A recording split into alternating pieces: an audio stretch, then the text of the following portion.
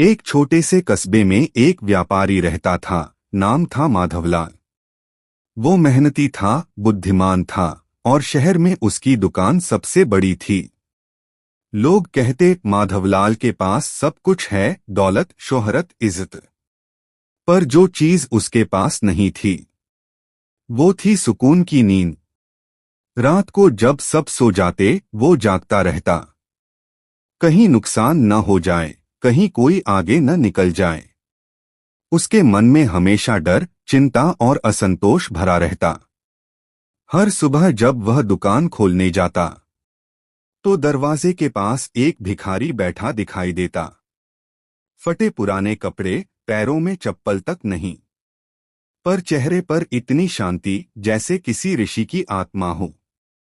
वो धीरे से मुस्कराता और कहता, साहब, दिन शुभ हो। माधवलाल कभी कभी उसे कुछ सिक्के दे देता, पर मन में सवाल रह जाता, कैसे हो सकता है ये इंसान इतना खुश। एक दिन व्यापारी से रहा नहीं गया।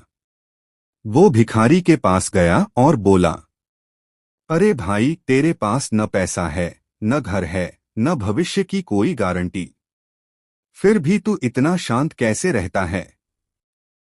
भिखारी मुस्कराया और बोला, साहब, जब जीवन ने सब छीन लिया तब समझ आया कि असली सुख रखने में नहीं, छोड़ने में है। मैं हर सुबह जागता हूं और सोचता हूं, भगवान ने आज फिर एक दिन दिया, मतलब अभी भी कुछ अच्छा करने का मौका है। माधवलाल चौंक गया। भिखारी की बातें उसके मन में गूंजती रहीं। सुख चीजों में नहीं, सोच में है।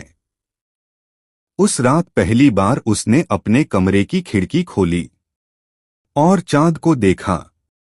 वो बोला, इतनी दौलत कमा ली पर शांति तो कभी खरीदी ही नहीं। अगले दिन से उसने कुछ बातें बदलनी शुरू की। कर्मचारियों पर गुस्सा करना छोड़ा, ग्राहकों से मुस्कुराकर बात करना शुरू किया, हर दिन कुछ न कुछ अच्छा करने का प्रण लिया। धीरे धीरे उसका व्यापार पहले से भी ज्यादा फलने लगा।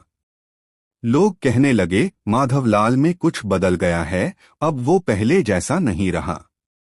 और सचमुच अब वो मुस्कुराने लगा था, क्योंकि अब उसे समझ आ गया था, खुशी बांटने से घटती नहीं, बढ़ती है। कुछ महीनों बाद भिखारी दुकान के सामने नहीं दिखा। माधवलाल बेचैन हुआ, कहीं बीमार तो नहीं हो गया। उसने आसपास पूछताछ की। किसी ने बताया, साहब, वो अब गांव के बच्चों को पढ़ाता है। कहता है, अगर मैं पढ़ नहीं सका तो क्या, कम से कम दूसरों को तो सिखा सकता हूं। माधवलाल के आंखों में आंसू आ गए। वो मन ही मन बोला, जिसे मैंने भिखारी समझा, असल में वही मेरे जीवन का शिक्षक निकला। उस दिन माधवलाल ने अपने दुकान के सामने एक छोटा सा बोर्ड लगवाया, यहाँ सिर्फ चीजें नहीं, मुस्कानें भी बेची जाती हैं। वो रोज लोगों की मदद करने लगा और हर शाम दुकान बंद करने से पहले भगवान से यही कहता, धन की नहीं, मन की अमीरी बनी रहे। गरीबी जेब में नहीं होती, सोच में होती है। और अमीरी सोने में नहीं, सुकून में होती है।